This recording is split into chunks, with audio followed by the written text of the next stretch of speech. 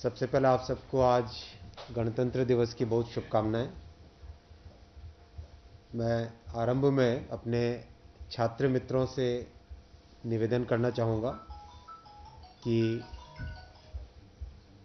Railway आपकी संपत्ति है।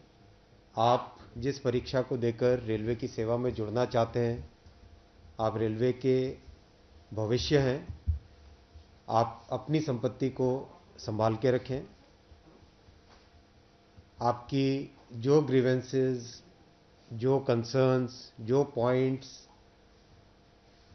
अभी तक उभर के आए हैं, उन सब पॉइंट्स को हम सीरियसली एड्रेस करेंगे। जैसे ही रिजल्ट निकला, आपने जब मुद्दे रेज किए थे, हम लोगों ने ट्रांसपेरेंटली आपके सामने शॉर्टलिस्टिंग का प्रोसेस कंप्लीट रखा था। फिर भी आपके मन में संशय है। मैं मानता हूं कि आपके मन में संशय है, इसको मैं समझ भी सकता हूं। मैं भी इसी तरह की एक प्रणाली से गुजरा हुआ हूं, समझ सकता हूं इसको मैं।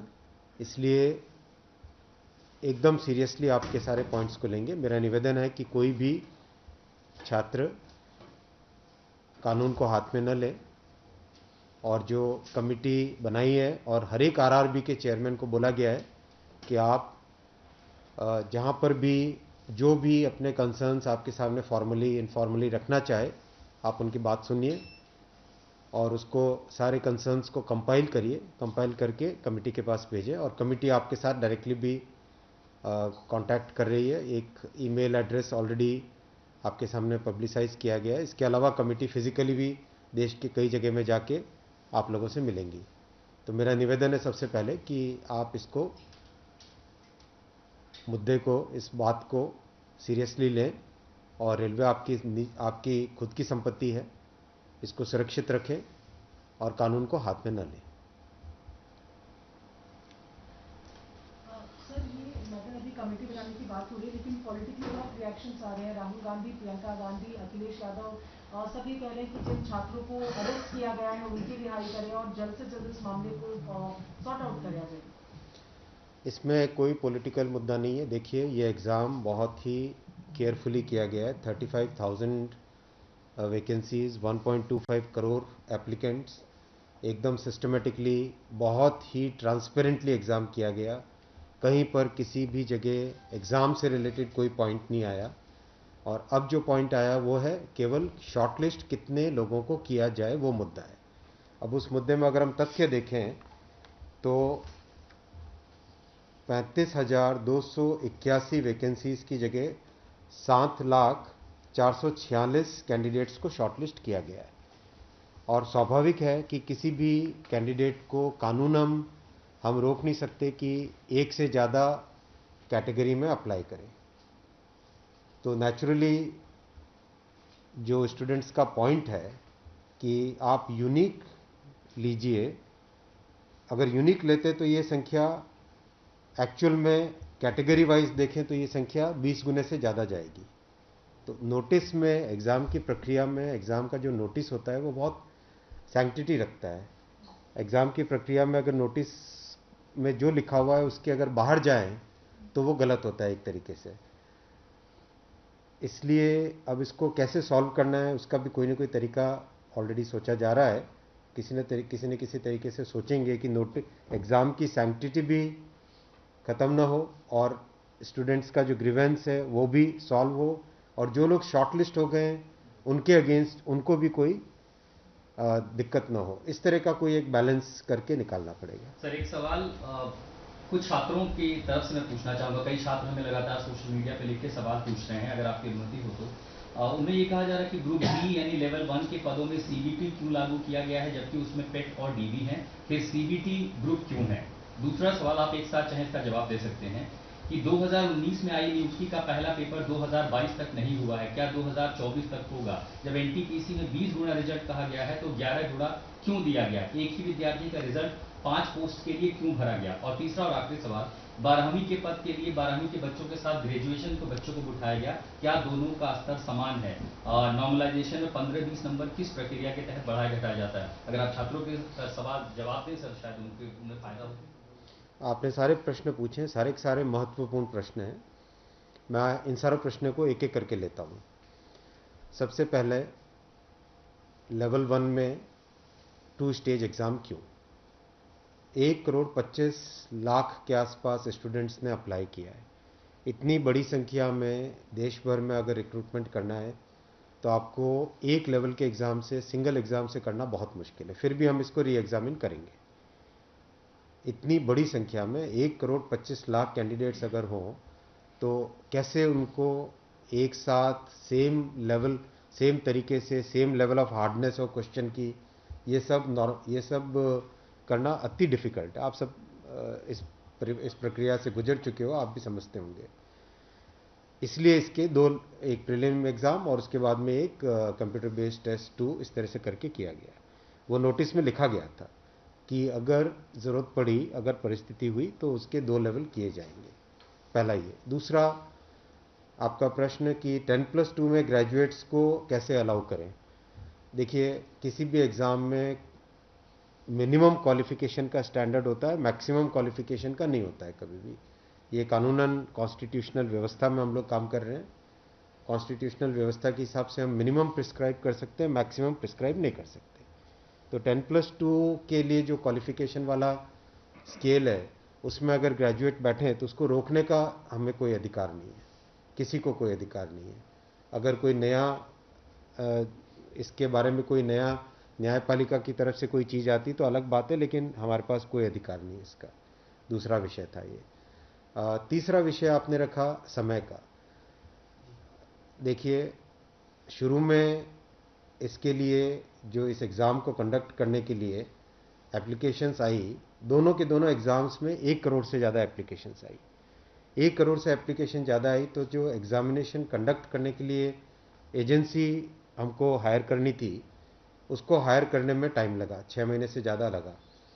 नेचुरली इतनी बड़ी संख्या में अगर एग्ज़ाम करना है देश में तो अपने आप में वो एक बहुत बड़ा चैलेंज है। It's a Himalayan task, it's a huge task, it's a very very big challenging task. तो एजेंसी को सेलेक्ट किया गया। सेलेक्ट करते करते कोरोना आ गया। कोरोना के फेज़ में देरी हुई, लेकिन फिर भी डिस्पाइट कोरोना तुरंत दिसंबर 2020 में एग्ज़ाम की प्रोसेस चालू हुई। और despite second wave of corona फिर भी एग्ज़ाम किया गया with all the precautions, all the safety things करके इसको लाए। जो दूसरा वाला ग्रुप बी का एग्ज़ाम है उसमें कैट में चले गए थे बच्चे, क्योंकि करीब 5 लाख के आसपास एप्लीकेशंस ऐसी थी जिसमें फ़ोटोग्राफ प्रॉपरली मैच नहीं हो रहा था। तो नेचुरली अगर एप्लीकेशन में फ़ोटोग्राफ मैच नहीं हो तो उसको आप एग्ज़ाम में कैसे लोगे। तो वो विषय आया था। तो उस विषय के कारण लोग कैट में गए थे। एडमिनिस्ट्रेटिव ट्रिब्यूनल ने जैसे ही उसका समाधान किया, फैसला किया, उसके फैसले के तुरंत बाद में हम लोगों ने एग्ज़ाम के प्रोसेस को आगे किया। कोई उसमें देरी नहीं की। और हमारा, देखिए, हमारी सरकार, प्रधानमंत्री श्री नरेंद्र मोदी जी का इंटेंट हमेशा है कि मैक्सिमाइज़ करना है रोज़गार को। इसीलिए आप देखिए, इतनी बड़ी संख्या में, यानी रेलवे में 1,40,000 टोटल, 1,05,000 ग्रुप डी की कैटेगरी में, लेवल 1 की कैटेगरी में, और लेवल 2 से लेवल 6 की कैटेगरी में 35,000 कैंडिडेट्स वैकेंसीज। 1,40,000 की वैकेंसीज लाना कोई छोटी बात नहीं है, बहुत बड़ी बात है। फिर आपका चौथा पॉइंट आप देखिए, ज़्यादा से ज़्यादा कैंडिडेट्स को फर्स्ट स्टेज से सेकंड स्टेज में जाने का मौका मिले, इसके लिए 2015 तक हमेशा प्रिलिमिनरी एग्ज़ाम जो होता था, फर्स्ट स्टेज होता था, उससे 10 गुना लिए जाते थे, केवल 10 गुना लिए जाते थे। 2015 के बाद में पहले ही संख्या बढ़ा के 15 गुना कर दी गई, जिससे कि ज़्यादा से ज़्यादा कैंडिडेट्स को मेन एग्ज़ाम के लिए जाने का मौका मिले। और 2019 में इस संख्या को 20 गुना किया गया, ताकि ज़्यादा से ज़्यादा लोगों को अवसर मिले, ज़्यादा से ज़्यादा लोग, क्योंकि फर्स्ट स्टेज जो प्रिलिमिनरी एग्ज़ाम इतना बड़ा नंबर है कि उस नंबर में हो सकता है कुछ बाय चांस उस दिन तबीयत ठीक नहीं हो, कोई दूसरा कारण हो, समय पे पहुंच नहीं पाए, कोई भी कारण से मिस कर गया, तो मैक्सिमम लोगों को हमें चांस देने का इंटेंट है। इसी इंटेंट के कारण 20 गुना किया गया। जो 10 गुना था 2015 से पहले, उसको 20 गुना किया गया 2019 में।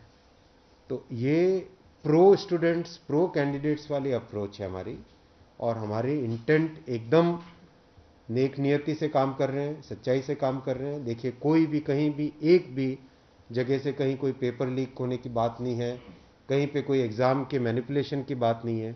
जो आज सिर्फ मुद्दा है, मुद्दा सिर्फ इतना है कि शॉर्टलिस्ट कैंडिडेट्स कितने किए जाएं, यही मुद्दा है। इस मुद्दे को सॉल्व करेंगे, इसको भी हम बहुत सेंसिटिवली सॉल्व करेंगे। हमारे लिए छात्र हमारे साथी हैं, हमारे भाई हैं, हमारी ही बहनें हैं जो एग्ज़ाम दे रहे हैं, तो हमारे लिए बहुत इंपॉर्टेंट है, हम इसको बहुत सेंसिटिवली हैंडल एक करेंगे। तस्वीर और दिखाई पड़ी, बच्चों पर लाठीचार्ज। कल रात को आपने देखा, अगर तस्वीरें दिखाई हों हॉस्टल में घुस मैं के आपको पुलिस इतना ने। बताना चाहूँगा कि जो लोग किसी भी अपनी खुद की संपत्ति को अगर जलाते हैं, खुद की संपत्ति पे अगर अटैक करते हैं, उसको डिस्ट्रॉय करने की कोशिश करते हैं, तो उसमें जो प्रक्रिया पुलिस की होती है वो होनी, अगर हुई है, मेरी बात आप इसमें स्पष्ट रखिए कि मैं छात्रों को कह रहा हूँ कि आपकी संपत्ति है, आप अपनी संपत्ति को जलाने के लिए क्यों बाहर निकलें।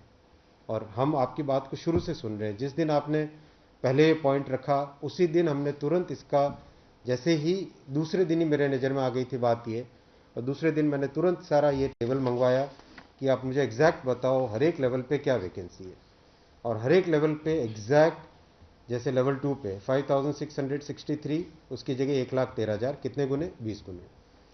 लेवल 3 पे 4,940, उसके अगेंस्ट कितने शॉर्टलिस्टेड? 98,833, 20 गुने।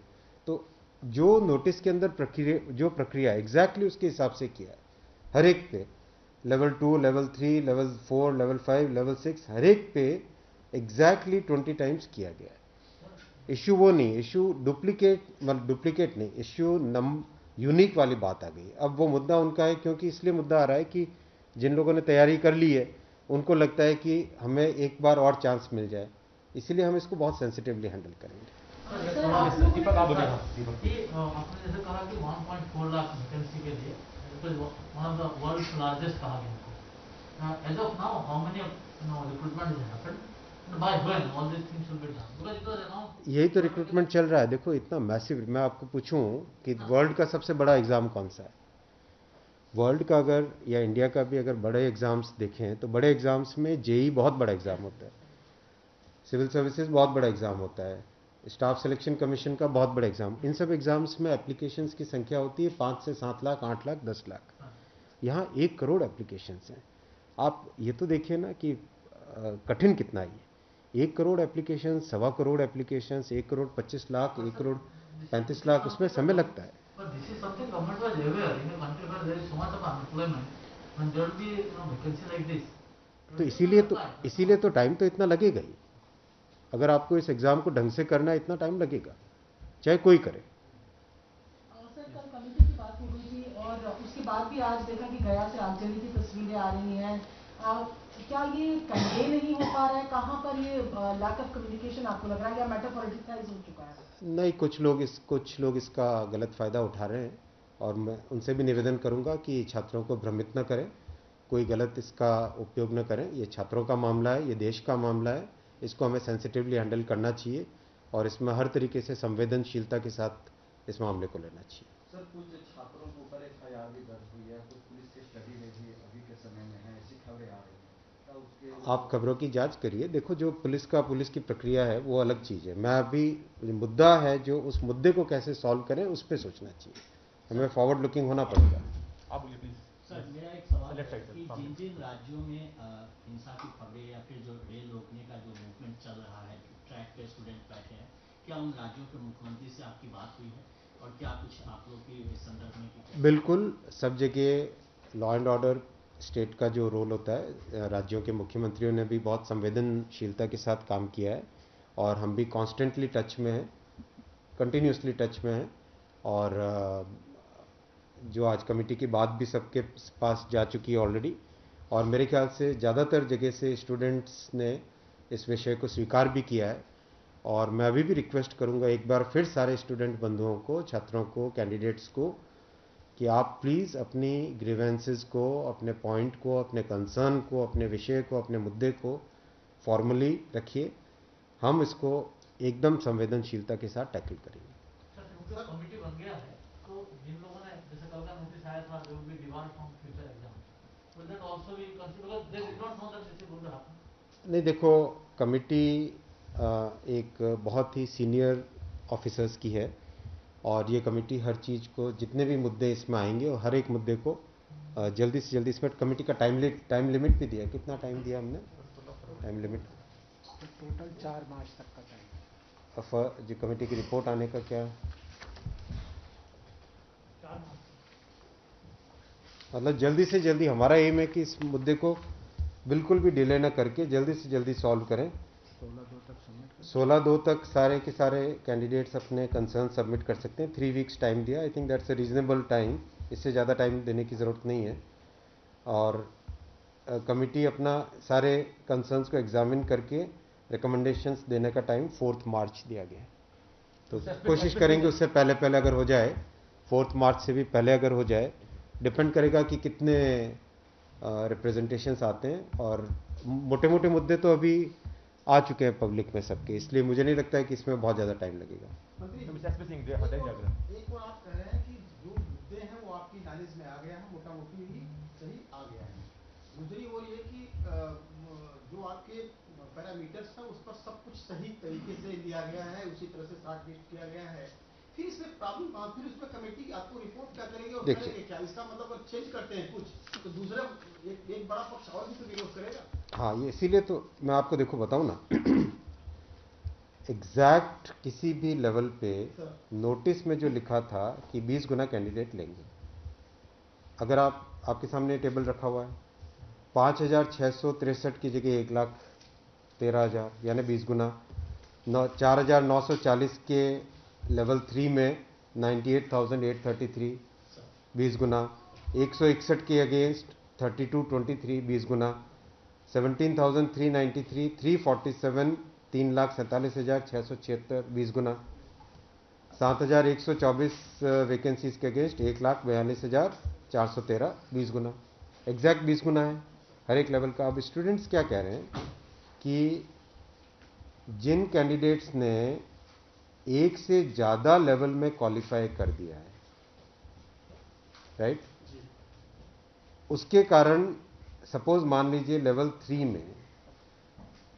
जो लेवल 5 का कैंडिडेट है वो भी क्वालिफाई हो गया है, तो वो लेवल 3 में कोई एक कैंडिडेट को जो क्वालिफाई नहीं हुआ है उसे लगता है कि अगर उसको यूनिक के हिसाब से काउंट करते तो शायद उसको भी एक मौका मिल जाता मेन एग्जाम देने का। बराबर है, ये मुद्दा ही है।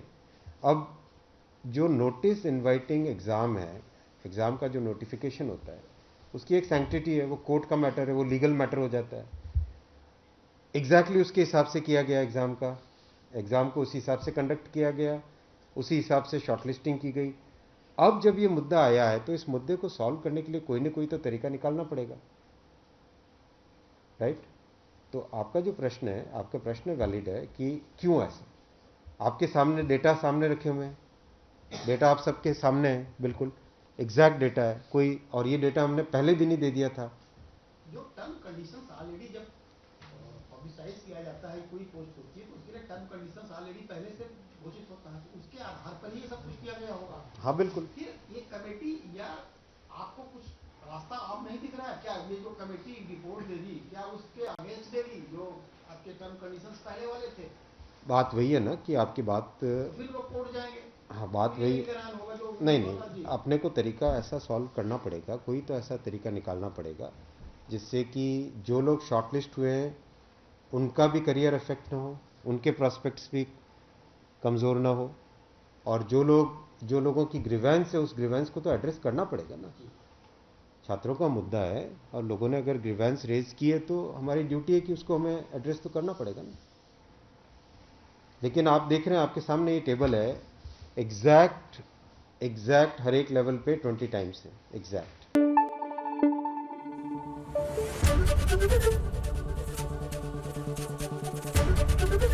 एबीपी न्यूज आपको रखे आगे।